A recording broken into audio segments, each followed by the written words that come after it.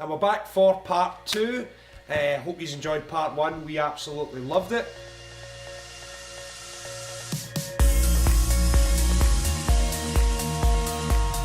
So just to launch straight back in, recently we done a talk in Hampden Stadium for Young Enterprise Scotland. Sure did. And it was an amazing experience, and it's something me and you particularly have visualised for the last few years. Yeah, well, we were telling a story to Sanjeev before. The place we're sitting in was a stripped out garage where you could actually have drove a car in here. There wasn't a wall there before.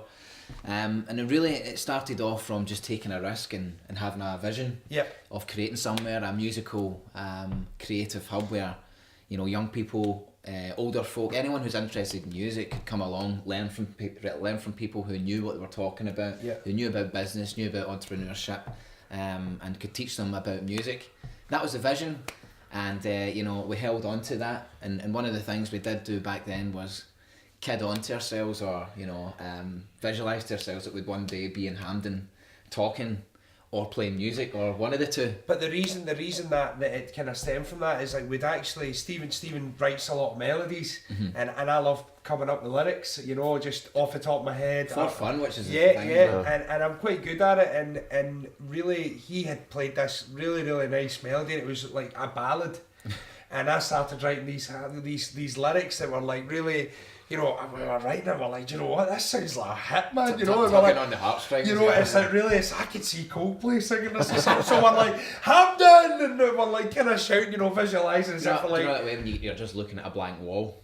Yeah. And like you actually see the crowd. You see the crowd. Literally, because it's like 1 a.m, you're that bit tired. We're playing out music, we've done a full day's work, but we're just having relaxing. fun. Aye. And it's just, for some reason, it's easier to kind of visualise these things. And that was, what, a good few years ago now? Yeah, and it was everyone... And it was actually Hampden Stadium that you were thinking of. It was actually... Yeah, so we would be shouting, hello, just Hampden. having a laugh. That's brilliant. You know, Like the spotlight starts on him on the piano, then it'll come on me singing, you know. And it was like... Do you remember the lyrics? Yeah. I mean, we've but you know, everybody we've showed the song to, it really sticks in their mind. Yeah. It's like a really catchy number. So for years we were always just kind of having a laugh at this, Hampden, this and that, you know, thank you, Hampden, good night. And then, fast forward 2 years, we're getting asked to do a talk at Hampden, and it was just like, it's a flavour of that dream that we had, you know, and it's just like, no way. So we went and done it there on Monday. 2 nights ago, yeah. So Monday, we were asked to do the icebreaker for the day and kick the launch off the day for Young Enterprise Scotland, and we had actually mentored some of the young people there from Dumbarton Academy who were one of the winners nominees for the night for the award ceremony, which was last night, which we went to. And through Young Enterprise Scotland, you're also involved, aren't you? Are you? Yeah. Well, that's kind of how we met through you, through Katrina Smith, who's great over there, by the way. Yeah.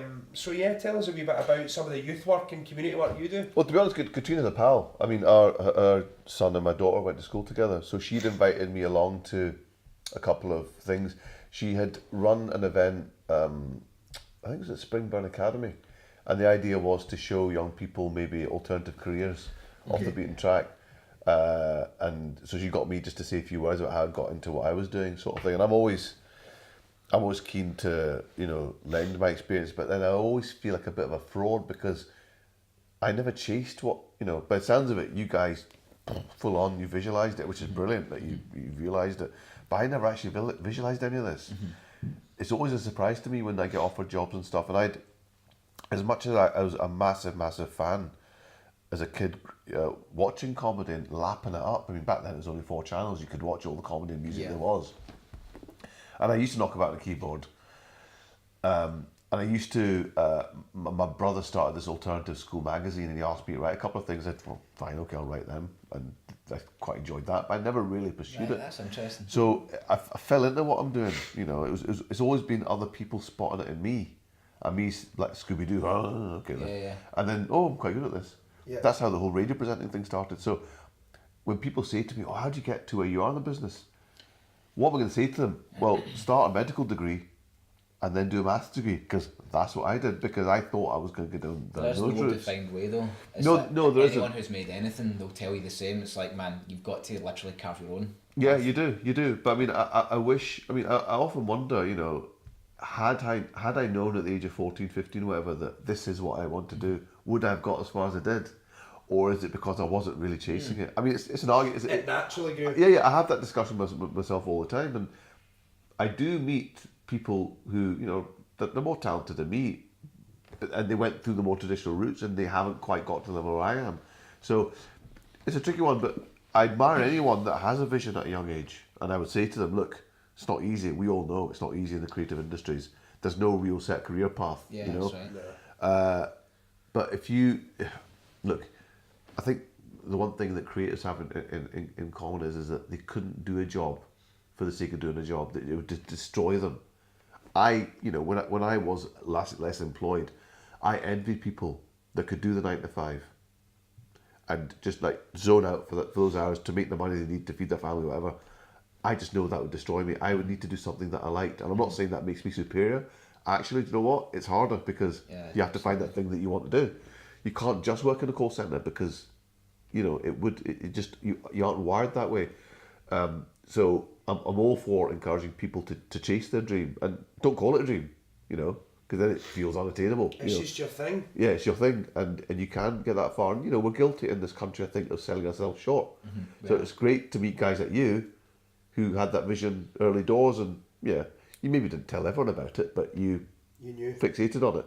So I'm all for saying to people, look at my experience, but maybe don't do what I did. Yeah. Think bigger, because I thought I was going to go down a more traditional route, and it's ended up doing what I'm doing very organically. But if you can fixate and on your career path, and if I can help in any way, tell you where to go, then I'm more than happy to do it.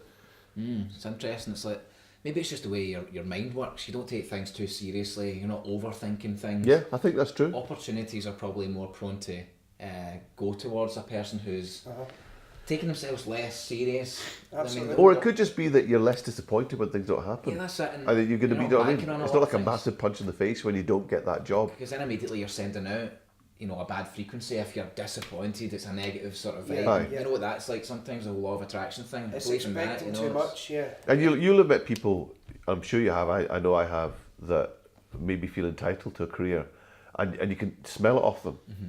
And it's like, mate, you need to, do you know what I mean? Mm-hmm. Just roll with the punches, because it isn't all about talent. It is about luck a lot of the time. Yeah. But you need to just cling on as long as you can. Mm-hmm. And that's a lot of it, as well as tenacity. If you can cling on to the undercarriage of that plane, you'll get to the destination. Mm-hmm. That's interesting. And people don't always know that as well.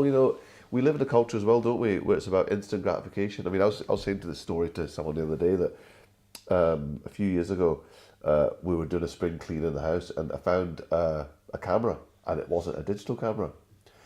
And there was, like, do you even remember this? Exposures on a reel of film, putting it in the camera. 24 or 36 exposures, right? And there was 3 left. So basically there's 3 pictures left in it. So I said to my kids, right, I'll go take a couple of pictures. So I took a picture, and they ran round to see the picture. I said, no. You're not going to see this for about 2 months. I have to finish this roll, then go to Boots or Snappy Snaps, probably in a month, and then go back the next week, and then, I look fat in that jumper. You guys are used to seeing things straight away and getting results straight away. But that's not always going to happen. No, that's not. And the problem as well with social networking is that you can get an instant reaction to things, and you probably feel that you should be getting to your destination quicker. But you need to be tenacious, and you need to say, okay, the difficult thing is retaining the confidence in your own abilities. And you'll know this as well as I will. Sometimes I'll write something, and I'll read it that day, and I think that's rubbish. Mm-hmm. A month later, I think that's brilliant. Mm-hmm. If you leave it long enough, it'll feel like someone else wrote it, and you think, wow, that's great. I can't believe I came up with that. Mm-hmm. And I'm sure you're the same with music, where it's depending what mood you're in. What you need to do, though, is you need to just have faith in your ability and say, well, if I liked it when I did it, it must be good. Yeah. And don't get me wrong, I'm 46. I've been in the creative industry since I was 24, and I still have those days where I think everything I do is rubbish, and that's going to happen. Again, I think that's a function of being a creative, is that you can have mood swings. Self-critical. Yeah. Sure. If you can, hang on to. If you just think of the people that do the early stages of the X Factor, who really are dreadfully untalented but think they're great. If you can get a bit of that, that self-belief, which is something I still lack, actually. Yeah. I write with, I mostly write with someone else. I rarely write on my own. I've got a guy, Donnie McCleary, who's my writing partner, and we write our radio show Fags, Mags and Bags together. We wrote other stuff together. And he is possibly the funniest guy I've ever met. Certainly the funniest guy I work with. Mm-hmm. If it makes Donnie laugh, then I know it's funny. And Donnie said, it's a two-tick system. If it makes us both laugh, it's good. When I write on my own, I don't always have that confidence in my ability. Yeah. And I'm really the sounding board. Yeah. So that's another bit of advice: is if you possibly can, if you can work in that way, it is best to work with someone. Absolutely, I'd agree there. I mean, we've got a similar relationship in the studio. Uh-huh. I mean, I like working on my own, but I like having people about. I'm very much a people person, especially when I'm in the creative zone. You're not thinking about anything else apart from the music. And there's nothing better than having a studio partner that you trust their opinion. Yeah. You know, and if you can find that, it is gold dust, isn't it? If you can find that, absolutely. And to be honest, the whole Escapade business, if it wasn't for like Stephen or the team, it would not be anywhere near what it was. You know, I might have kicked things off, but you know, you can't do everything. You can't possibly cover all bases, or you need to write the best music or write the best comedy without that reference point. I was watching. Have you seen Straight Outta Compton? Yeah, I've seen that. Yeah. I mean, just when you think of what all those guys did individually, and that they were all in one band together, it's stunning. It's amazing. But that you wonder whether they would have got to where they were if they hadn't all got together. I love that whole thing. You know, we've touched a bit on like Scotland being quite a critical place in terms of like belief and visualised. It's quite a foreign word actually. Someone from Scotland saying, "I visualised this and got there." Yeah. But what were very good. Exactly. Visualise. Neighbour. Did you? Visualise, did you? Totally. Hamden was it? Exactly. That's it though, isn't it? Yeah. That is exactly it. But Escapade, the foundations we always discuss, like Straight Outta Compton, you know, those guys, we've always looked at other countries and seen the art of synchronised work and synchronised minds and brains, and we've read about it as well, and like Think and Grow Rich, Dale Carnegie and stuff. These guys, the greats have written about when you synchronise brains up. Yeah. That's when you get the work. That's when you get like it's like a kind of common brain, you know. Yeah, absolutely. But everybody's got a cog in the machine, you know. It's so true. And it's like you always hear the term, you know, self-made millionaire, but like that's very seldomly the actual fact that there is always a team behind that self-made millionaire. And that's the beauty of really coming together and having that common goal. And you know, just as Stephen says, I love when the vibe's right in the studio and I can have input on a track that then is played across the world. Yeah. Like we were talking earlier, that latest one, I'm actually screaming on the track, and it's you know, it's having fun like that and actually being able to use the outlet and the skills that we have and just say, well, do you know what, let's just do this because but also when you work in a team like that, the thing that you create, it's a lovely feeling when this happens. When you feel that thing is bigger than all of you. Do you know what I mean? Yes, absolutely. Yeah, you all know what you did to make that, but the thing that you created is much bigger than any of you. Than the sum of its parts, and that's a great feeling when. That's a cool point. When you feel like I was talking to Barry Fratelli from the Fratellis. You know the tune Chelsea Dagger that's played at every other football park. Yeah. No, actually, I didn't. No, I saw him talking about this. On a TV show, and they were saying, how do you feel when you hear your song? Da, da, da, da, da, da, da. You know, you could be at a football game and you hear them singing your tune. How does it make you feel? He says, I don't own it anymore. I've written it and it's theirs. So I don't feel that kind of sense of ownership anymore. It's like, well, they've taken ownership now. I thought that was really interesting. It's bigger than him. It's bigger than him, exactly. And he was the guiding hand on it, but it's moved on.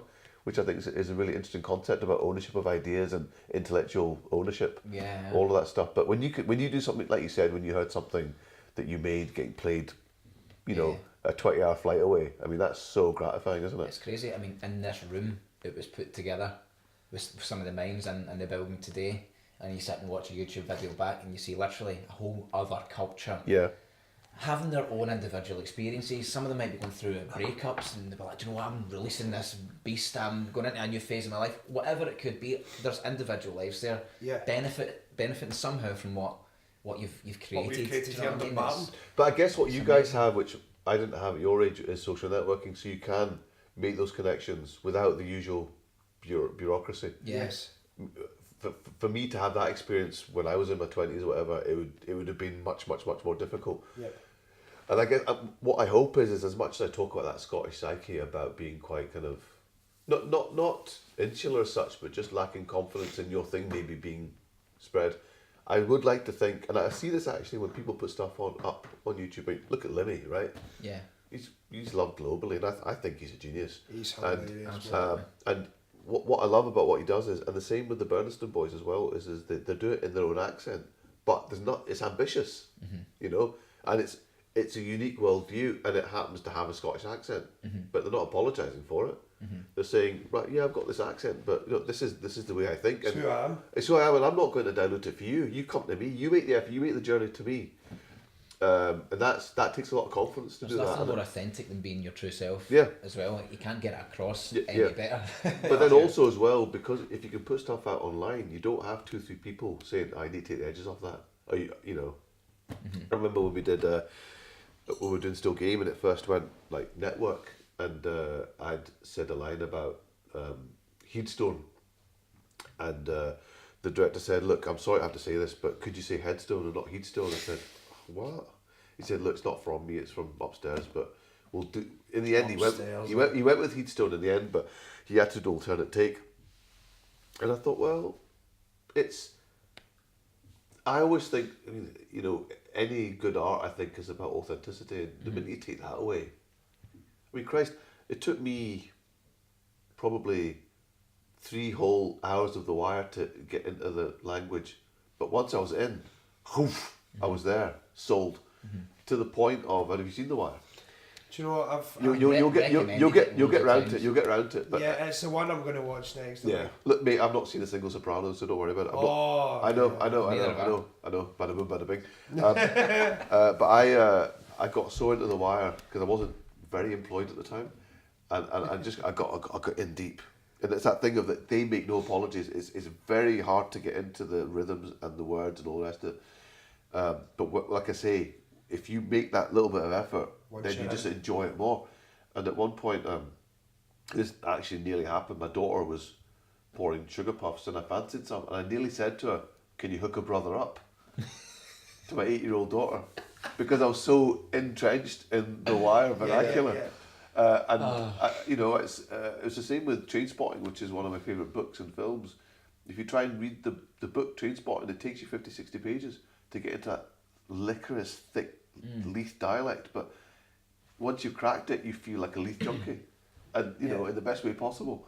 And authenticity, I can't speak highly enough of authenticity in your art. You know, and if you just have the confidence to be yourself. I mean, we're hearing more and more hip hop and Scottish accents now, aren't we? Yeah, it's people just doing their own thing, which is great. You know, yeah, more power to them.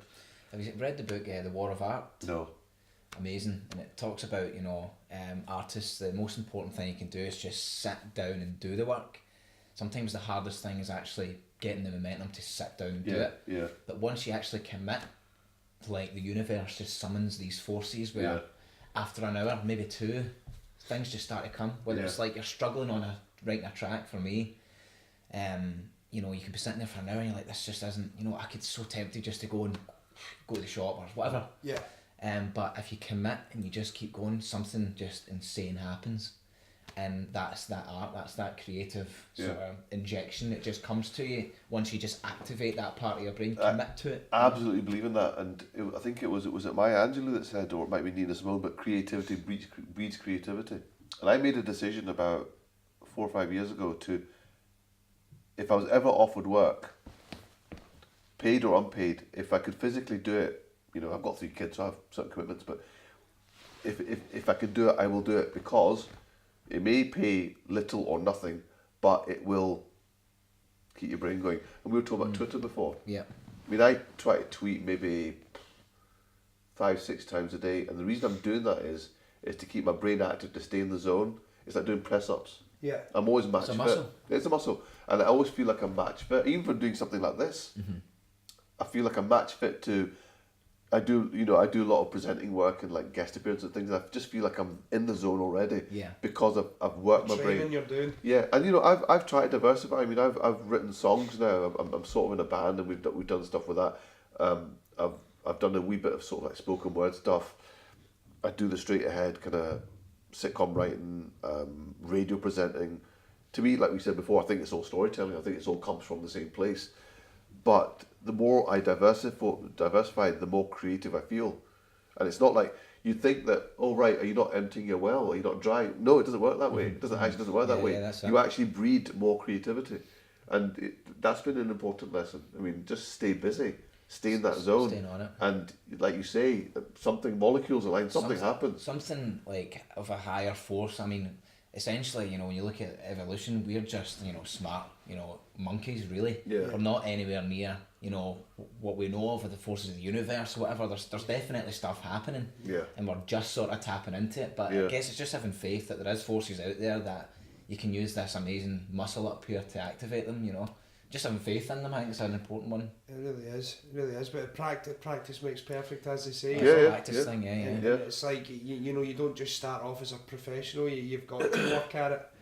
Because if you start off thinking about being professional, it's not going to work because the quality's not there, because you've never tried and tested anything. But also the other thing about that is that when you start out, and I know this is definitely true in my case, is that you're really only impersonating the people that you like to start with.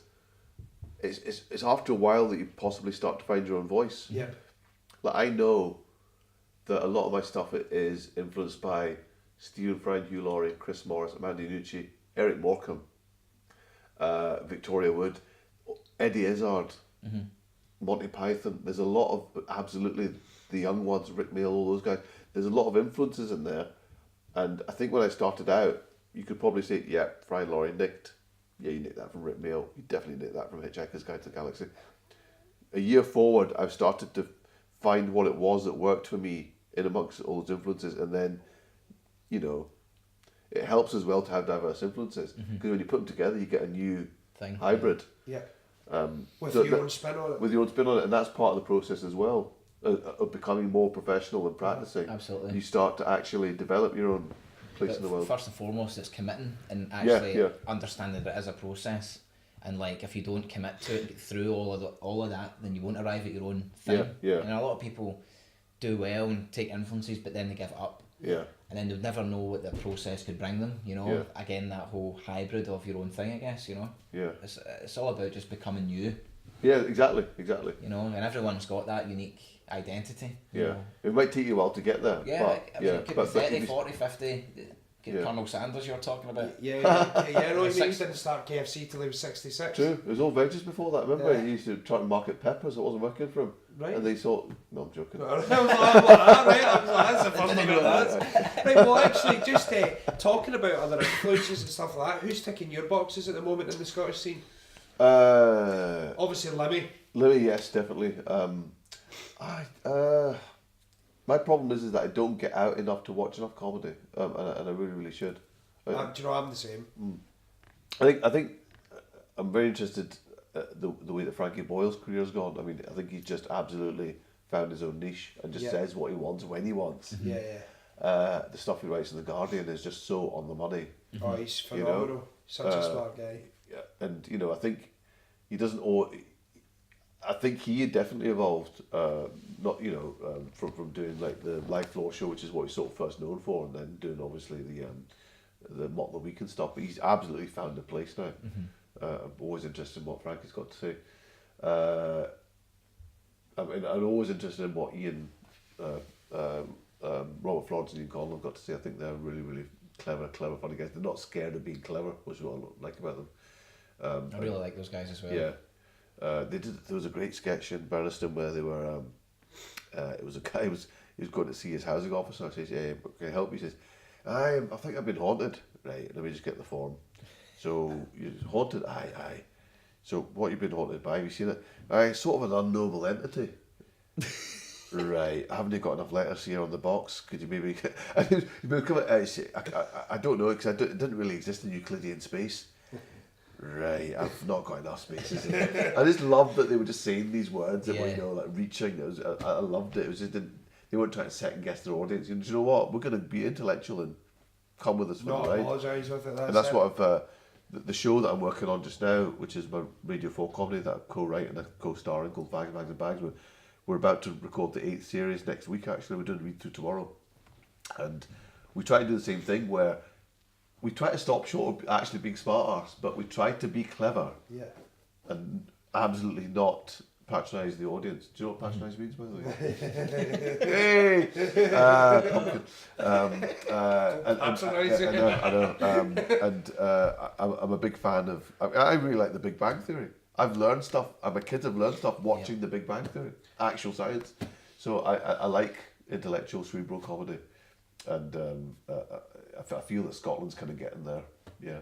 So going forward then, before we wrap up, what can we expect from Sanjeev? What's on the cards? What are you up to? Well, I'm tiling the bathroom. I'm going for a Belfast. It's kind of like it's kind of beveled, so it comes out like that and then goes back in again. I'm going for a white with a grey granting. Great. Not sure about the size of tile. We're going to go for a Victorian bath with claw. Right, great. No, Fags, Bags and Bags is the next thing. So record that. Season 8, and that will go. I'm not sure when it goes out. Probably July, August. Radio 4. It is my baby. I like it. Still game. We do series. God, is it 8? We start filming mid-July.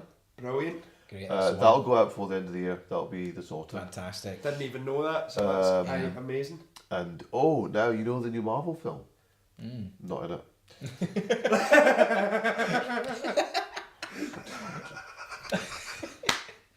So that's what we can expect then. Yeah.